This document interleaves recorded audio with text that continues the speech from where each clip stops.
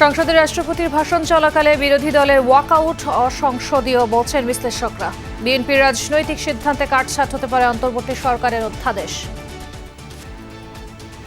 অধ্যাদেশগুলোকে খর্ব করা বা দুর্বল করার মতো পরিবর্তন যেন না হয়, এটা প্রত্যাশা করতে। গত 2 বছর রাষ্ট্রপতির সকল কার্যক্রমের মধ্যে আপনি ইনভলভ ছিলেন, হঠাৎ করে একটা আনুষ্ঠানিকতার মধ্যে কেন অসৌজন্য দেখাবো? জাতীয় স্মৃতিসৌধ ও জিয়াউর রহমানের সমাধিতে নবনিযুক্ত স্পিকার ডেপুটি স্পিকারের শ্রদ্ধা, আবারও ফ্যাসিবাদের উত্থান হয় এমন কিছু না করতে দলগুলোর প্রতি আহ্বান। এবার কেয়ারে গুরুতর অসুস্থ প্রধানমন্ত্রীর রাজনৈতিক উপদেষ্টা মির্জা আব্বাসের মস্তিষ্কে অস্ত্রোপচার। হাসপাতালে গিয়ে খোঁজ খবর নিলেন তারেক রহমান।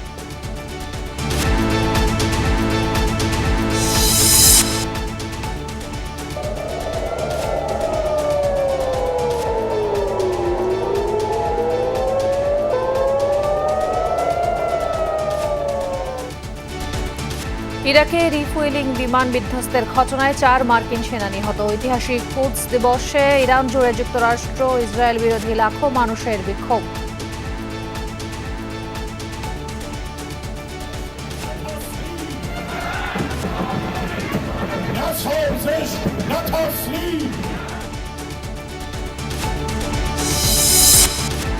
ঈদযাত্রার প্রথম দিনে সময় মতোই কমলাপুর ছেড়ে যাচ্ছে সব ট্রেন। বাসে বাড়তি ভাড়া আদায় বন্ধে গাবতলীতে ডিএমপির অভিযান।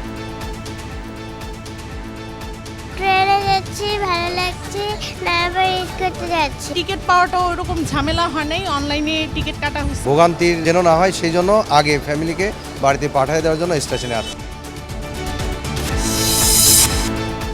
বাগেরহাটে সড়ক দুর্ঘটনায় 14 জন নিহতের ঘটনায় এলাকায় শোকের ছায়া। 9 জনকে একই গ্রামে দাফন। দুর্ঘটনার কারণ জানতে তদন্ত কমিটি।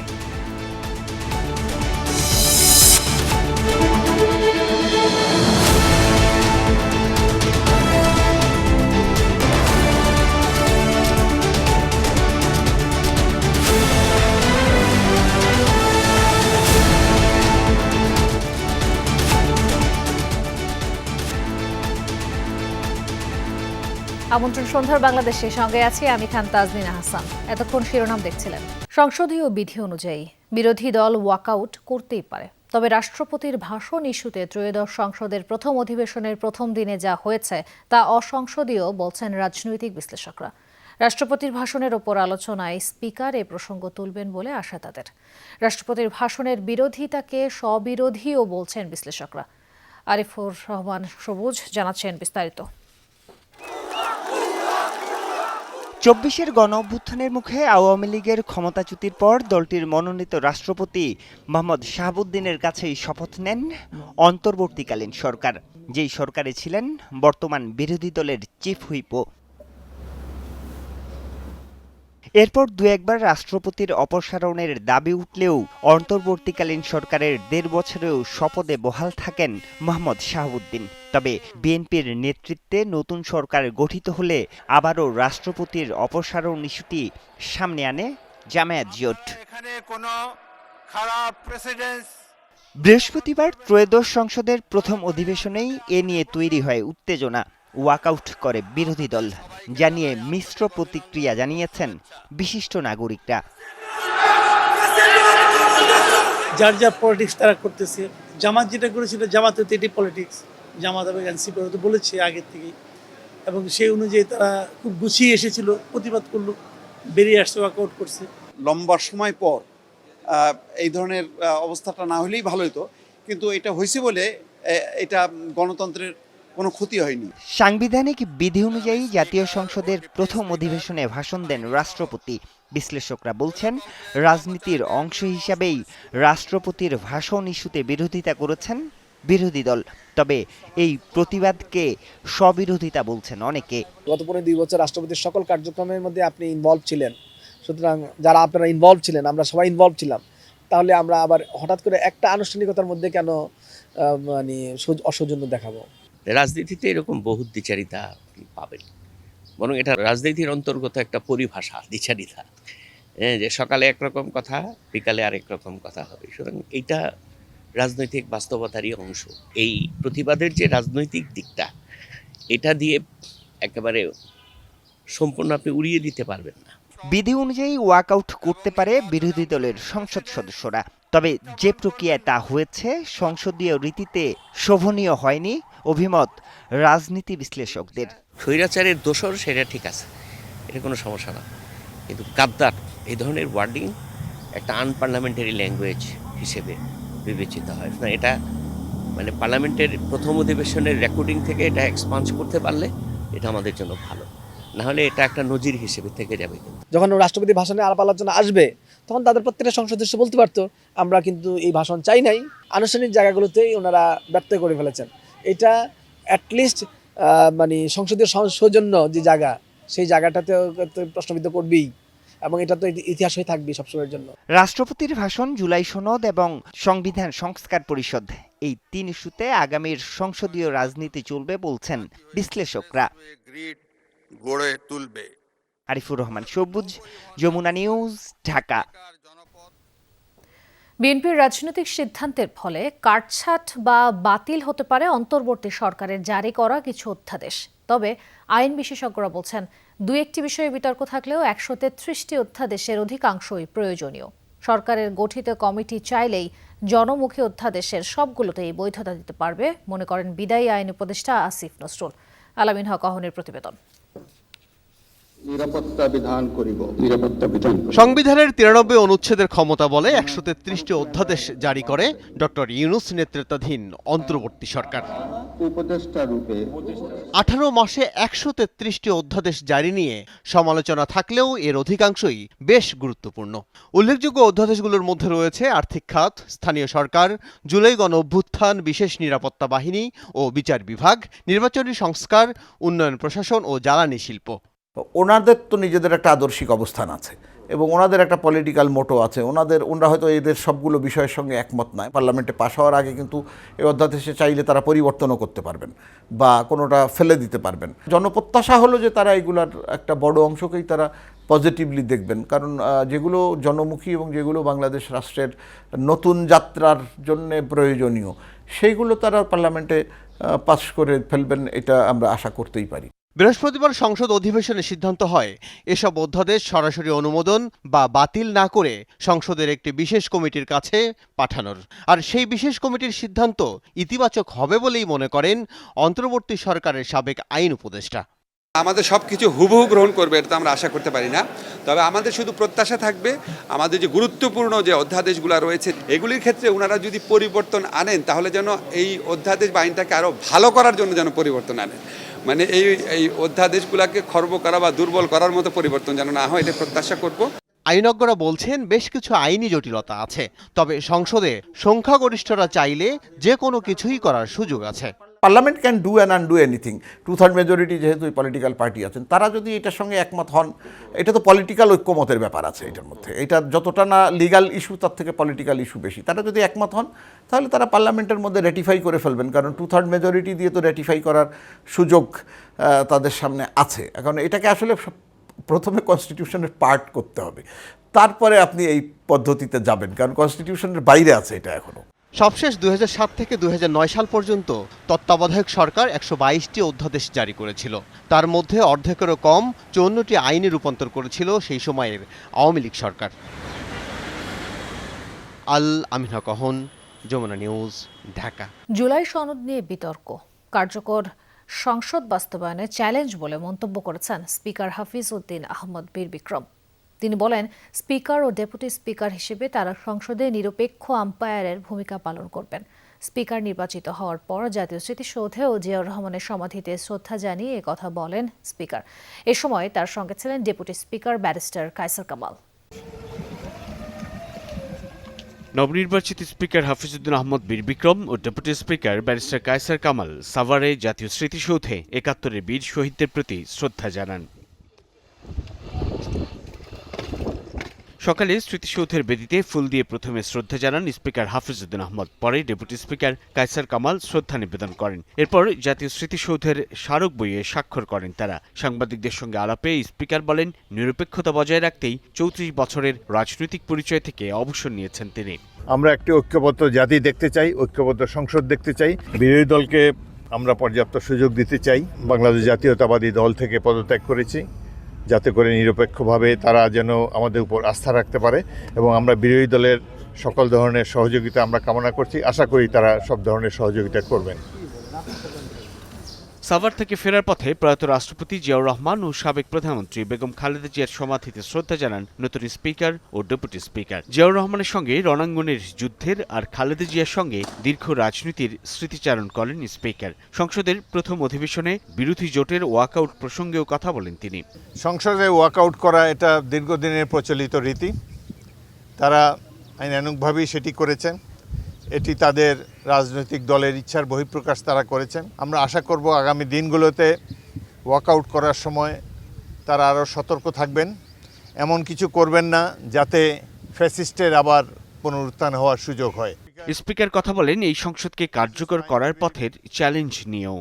চ্যালেঞ্জ দেখছে যে অহেতুক জুলাই সনদ নিয়ে একটা বিতর্ক করা হয়েছে, যেটির কোনো প্রয়োজন ছিল না।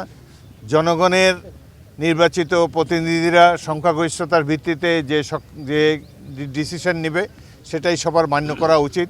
বাংলাদেশের জনগণ কত সতর্ক, কত বিচক্ষণ দেখেন, একটি দলকে 2/3 মেজরিটি দিয়েছে। এই 2/3 সংখ্যাগরিষ্ঠতা যদি না থাকতো, জনগণ না দিত, তাহলে আগামী দিনগুলো হতো ঝঞ্ঝা বিক্ষুব্ধ একটা বেসামাল সংসদ। অভিনন্দন ভাই।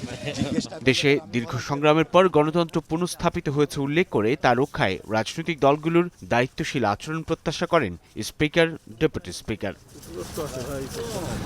সাইফুদ্দিন রবিন, যমুনা নিউজ, ঢাকা।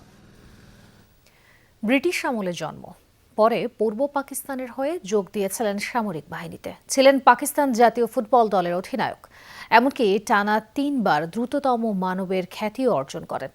৭১-এর মুক্তিযুদ্ধে অংশ নিয়ে বীর বিক্রম খেতাবে ভূষিত হয়েছেন। রাজনীতিতে এসে টানা 6 বার সহ 7 বার নির্বাচিত হয়েছেন সংসদ সদস্য। বিভিন্ন মন্ত্রণালয় সামলিয়েছেন দক্ষতার সাথে। 82 বছরের এক জীবনে যেখানেই যুক্ত হয়েছেন, সাফল্য এসেছে সেখানেই। এমনই বর্ণাঢ্য জীবন ত্রয়োদশ সংসদের নবনিযুক্ত স্পিকার অবসরপ্রাপ্ত মেজর হাফিজ উদ্দিন আহমদ বীর বিক্রমের। আহমেদ রেজা জানাচ্ছেন বিস্তারিত। ৭২ সালে গণপরিষদে প্রথম স্পিকার হন শাহ আব্দুল হামিদ। মাত্র ২০ দিন পর সংসদীয় পদ্ধতির কার্যক্রমে নতুন স্পিকার যুক্ত হন মোহাম্মদুল্লাহ। হাফিজ উদ্দিন আহমদ বীর বিক্রম স্পিকার পদে নির্বাচিত হয়েছে বলে ঘোষণা করা যেতে পারে। সেই থেকে শুরু। এরপর সংসদীয় কার্যক্রমের ধারাবাহিকতায় এখন পর্যন্ত বাংলাদেশে 14 জন স্পিকার নির্বাচিত হয়েছেন। সবশেষ ত্রয়োদশ জাতীয় সংসদের স্পিকার নির্বাচিত হয়েছেন অবসরপ্রাপ্ত মেজর হাফিজউদ্দিন আহমদ বীর বিক্রম। হাফিজউদ্দিন আহমদের জন্ম ২৯ অক্টোবর ১৯৪৪ সালে পৈতৃক বাড়ি ভোলার লালমোহনে। ৪ ভাই ও ২ বোনের মধ্যে তিনি সবার বড়। হাফিজউদ্দিন আহমদ ১৯৫৯ সালে বরিশাল জিলা স্কুল থেকে ম্যাট্রিক ও ১৯৬১ সালে সরকারি ব্রজমোহন কলেজ বরিশাল থেকে আইএ, পরে ঢাকা বিশ্ববিদ্যালয়ের রাষ্ট্রবিজ্ঞান বিভাগ থেকে ১৯৬৪ সালে স্নাতক ও ১৯৬৫ সালে স্নাতকোত্তর ডিগ্রি অর্জন করেন। ৮২ বছর বয়সী বিএনপি নেতা হাফিজউদ্দিনের কর্মজীবনের শুরুটা হয়েছিল সামরিক কর্মকর্তা হিসেবে। ১৯৬৮ সালে তৎকালীন পাকিস্তান সেনাবাহিনীতে কমিশন পান এবং দায়িত্ব পড়ে ইস্ট বেঙ্গল রেজিমেন্টে। ১৯৭১ সালে যোগ দেন যুদ্ধে। মুক্তিযুদ্ধে অসামান্য অবদানের জন্য তাকে বীর বিক্রম উপাধিতে ভূষিত করা হয়। ১৯৭০ সালে পাকিস্তান জাতীয় ফুটবল দলের অধিনায়কও ছিলেন তিনি। ১৯৮০ সালে জাতীয় ক্রীড়া পুরস্কারে ভূষিত হন। তিনি বাংলাদেশ ফুটবল ফেডারেশনের সভাপতি এবং এশিয়ান ফুটবল কনফেডারেশনের নির্বাচিত সহসভাপতি ছিলেন।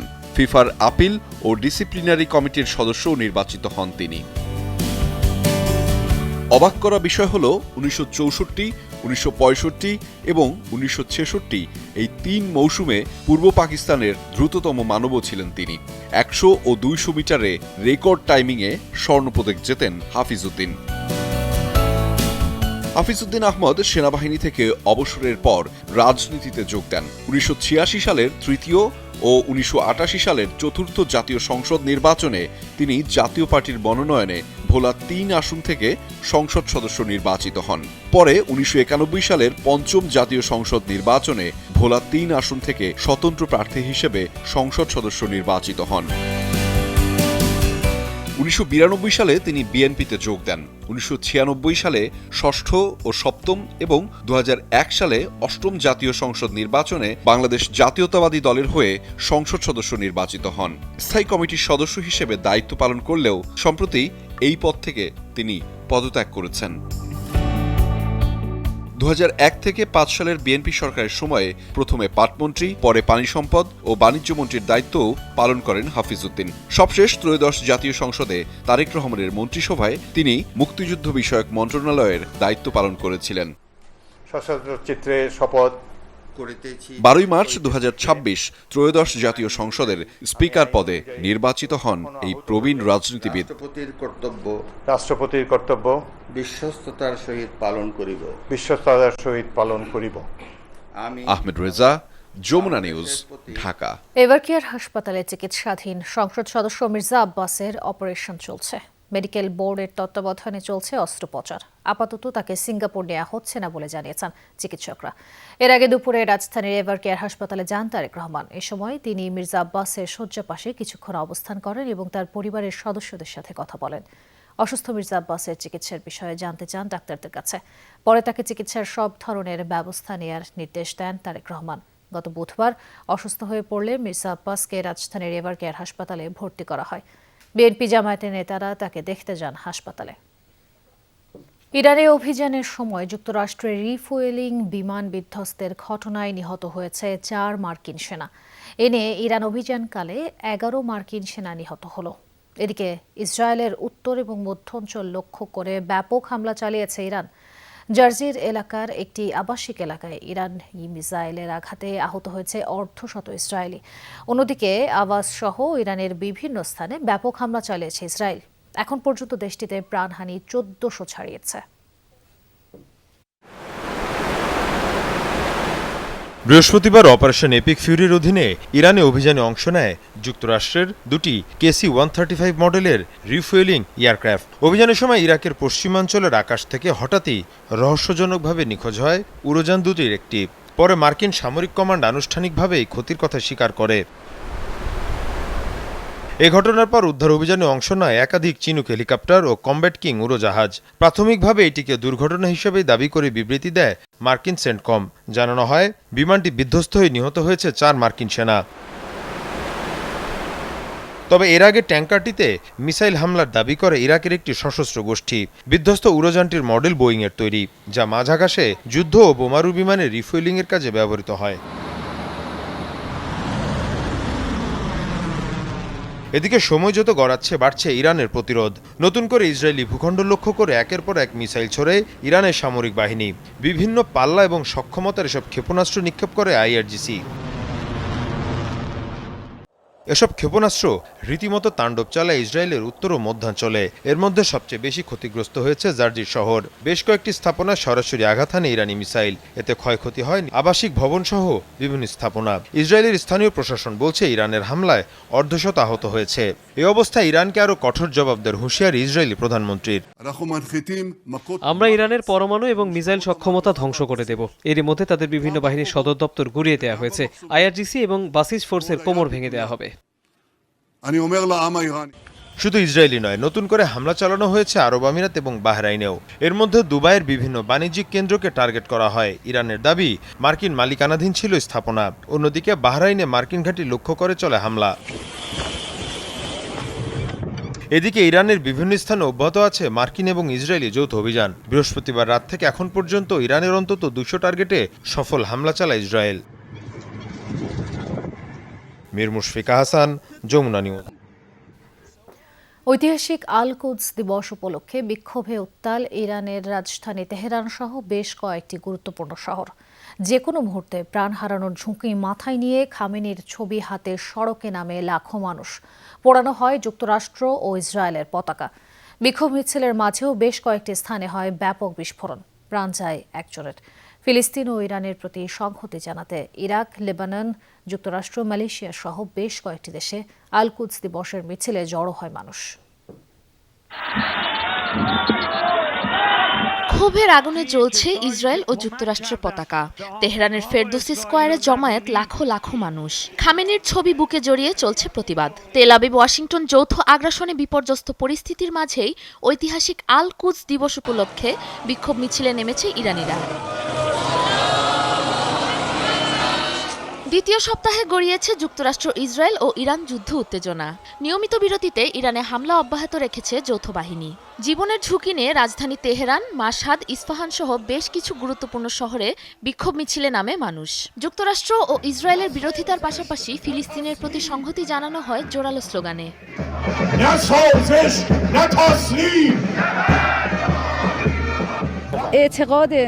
ইরানিদের দমানো এত সহজ নয়। ইসলামের বিজয়ই চূড়ান্ত, জয় আমাদেরই হবে।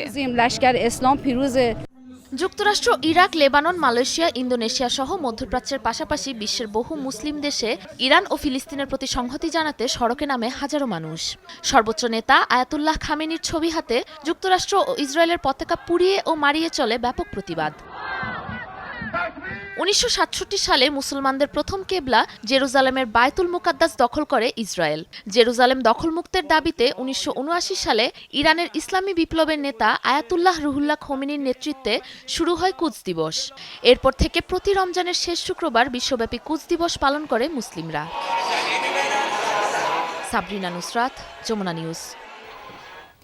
চলমান যুদ্ধের মাঝে জনসম্মুখে আসলেন ইরানের প্রেসিডেন্ট মাসুদ পেজেশকিয়ান। শুক্রবার ইরানের রাজধানী তেহরানের ব্যস্ত রাস্তায় দিব্যি হেঁটে চলে বেড়াতে তাকে দেখা যায়। আশপাশের নিরাপত্তা কর্মীদের কঠোর নজরদারিও অনুপস্থিত। তাকে দেখা মাত্রই অভিবাদন জানাতে এগিয়ে আসছেন স্থানীয়রা। পথচারীদের অনেকের সাথে করমর্দন করেন তিনি। প্রেসিডেন্টের সাথে সেলফিও তুলে রাখেন কেউ কেউ। রয়টার্সের তথ্য বলছে, দেশবাসীর সাথে আন্তর্জাতিক কুদস দিবসের কুচকাওয়াজে অংশ নিতেই বের হন তিনি।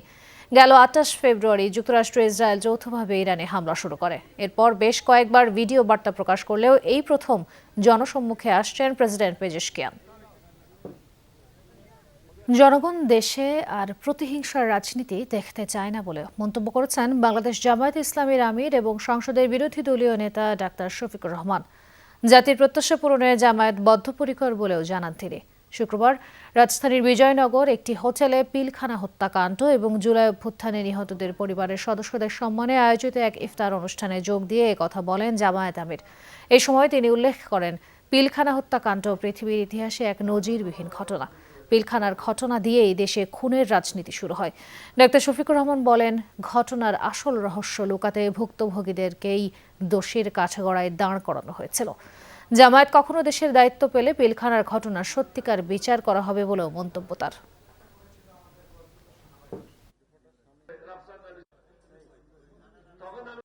মিথ্যাচারিতা, ধোঁকাবাজি রাজনীতির নামে আর ব্যবসা হয়ে দাঁড়াবে না। যেখানে রাজনীতি ব্যবসার পণ্য হবে না, যেখানে জনগণ আর কারো দাসে, মানসিক দাসে পরিণত হবে না, যেখানে সত্যিকার অর্থে স্বাধীন বাংলাদেশের নাগরিকেরা স্বাধীন নাগরিক হিসাবে মর্যাদার সাথে বসবাস করে পরিচয় দিবে, আমি বাংলাদেশ। ঈদ উল ফিতর উপলক্ষে রেল ও সড়ক যাত্রা শুরু হয়েছে। রেল যাত্রার প্রথম দিনে ভোগান্তি ছাড়াই বাড়ির পথ ধরেছেন যাত্রীরা। ছুটি কাটাতে সড়ক পথেও স্বাচ্ছন্দ্যে ঢাকা ছাড়ছে নগরবাসী। কমলাপুর রেল স্টেশন পরিদর্শন শেষে মন্ত্রী জানান, তেলের দাম বাড়ছে না, ফলে যাত্রীদের থেকে বাড়তি ভাড়া আদায়ের সুযোগ নেই।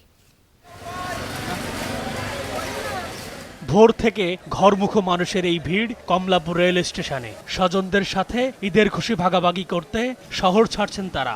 এই মিছিলে আছেন আগে ভাগে ছুটি পাওয়া কর্মজীবীরা। তবে দুর্ভোগ এড়াতে আগেই স্বজনদের পাঠিয়ে দিচ্ছেন অনেকে।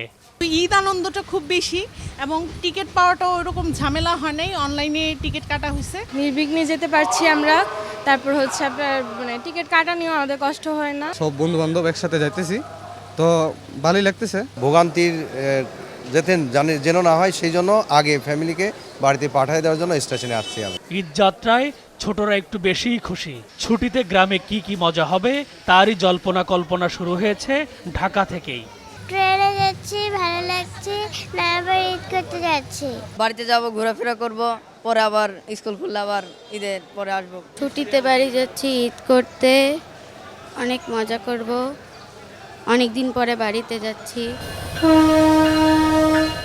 ঈদ যাত্রার প্রথম দিনে অধিকাংশ ট্রেনই ছেড়ে গেছে সময় মতো, তবে বগিতে নাম্বার না থাকায় কিছুটা বিড়ম্বনায় পড়েন যাত্রীরা। আমি টিটিকে জিজ্ঞাসা করছি, বলে পিছন থেকে 5 নম্বর যেটা এটা হচ্ছে ঝ বগি, আমাদের ইও বগি। এখন এটা নিয়ে ভিতরে হাতাহাতি হইতেছে। ছ বগির লোক উঠছে, একটা গেঞ্জাম লেগে গেছে, তো মারামারি লেগেছে অলরেডি আমার সাথে। একটা ট্রেনের মধ্যে 3টা স্টিকার লাগানো, একটা ট ঝ তারপর ইও লেখানো।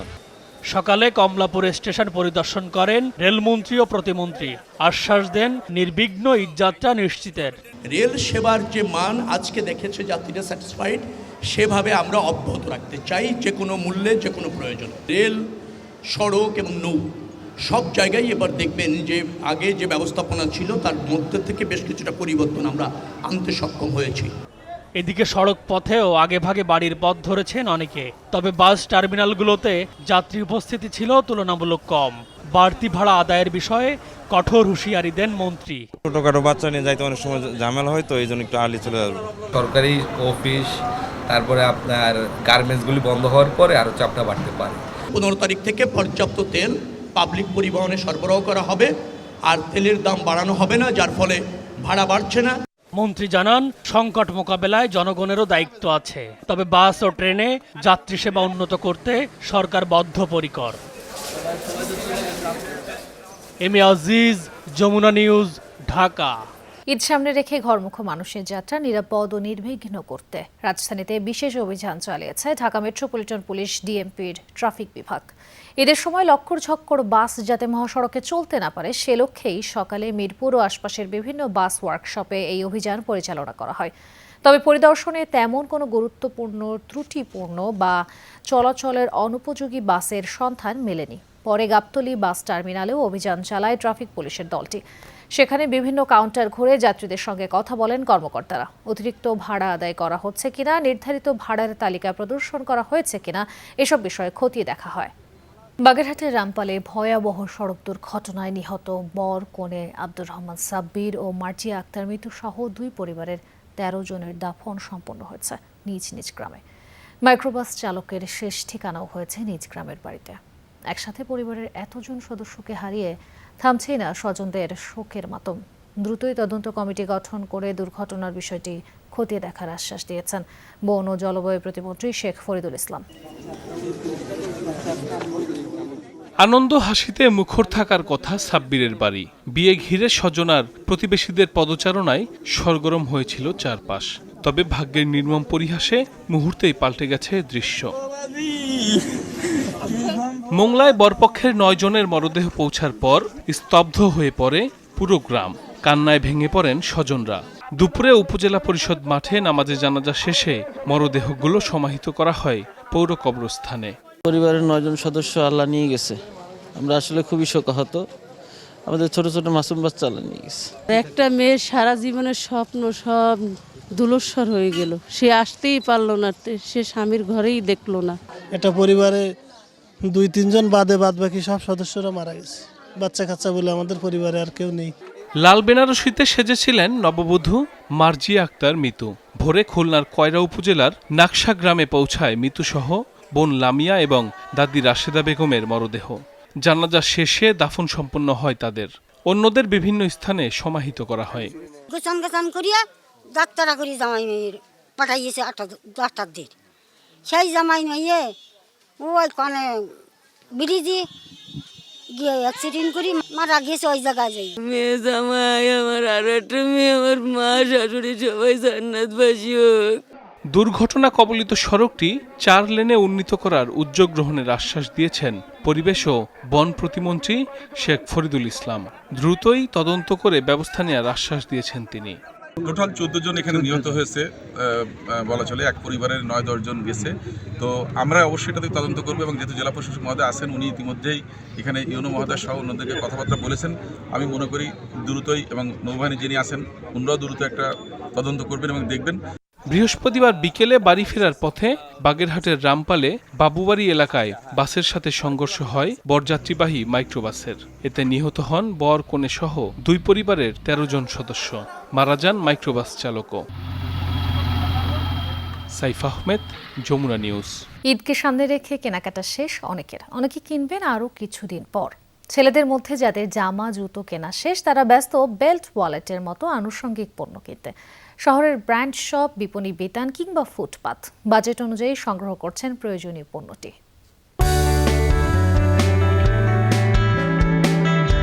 রমজানের শেষ অংশে চলছে ঈদের শপিং। পছন্দের পোশাকের সাথে মিল রেখে আনুষঙ্গিক কেনাকাটা সারছেন অনেকে। ব্র্যান্ড শপগুলোয় 200 থেকে 2500 টাকায় মিলছে বেল্ট, 1000-2000-এ মিলছে ওয়ালেট। অরিজিনাল চামড়ার ব্যাগগুলো পাওয়া যাচ্ছে, ওয়ালেটগুলো। এখন যেগুলো আসছে ওগুলো ঈদের জন্যই আসছে। ইয়াং জেনারেশন যারা আছে ওনারা শুধু আপনার ক্যাজুয়াল টাইপের যে বেল্টগুলো আছে আমাদের লেদারের, ওইগুলো চয়েস করে থাকে। পিছিয়ে নেই মধ্যবিত্ত ক্রেতারাও। সেখানেও 200 থেকে 1500 টাকার মধ্যে পাওয়া যাচ্ছে বাহারি নকশা আর রঙের বেল্ট। যে রকমের চাহিদা আমরা ওই ধরনের প্রোডাক্ট রাখার চেষ্টা করি। মধ্যবিত্ত যারা তাদেরই বেশি আপার ক্লাসের কাস্টমাররাও আসে, এলিট ক্লাসের কাস্টমাররাও আছে। তবে যারা আনুষঙ্গিক জিনিসের জন্য খুব বেশি খরচ করতে চান না, তাদের জন্য আছে বিকল্প ব্যবস্থা। 120 টাকা থেকে 450-এর মধ্যে পাওয়া যাবে বেল্ট। চামড়া আছে, তারপরে চায়না লেদার আছে। সাধ্যের মধ্যে স্বাদ মিটিয়ে কেনাকাটা শেষে সবাই একত্রে করবেন ঈদ উদযাপন। চলছে সেই কাঙ্ক্ষিত ক্ষণগণনা। তানভীর সিদ্দিক, টিপু, যমুনা নিউজ, ঢাকা। এই ছিল সন্ধ্যার বাংলাদেশের আয়োজনে। এতক্ষণ আমাদের সাথে থাকার জন্য ধন্যবাদ।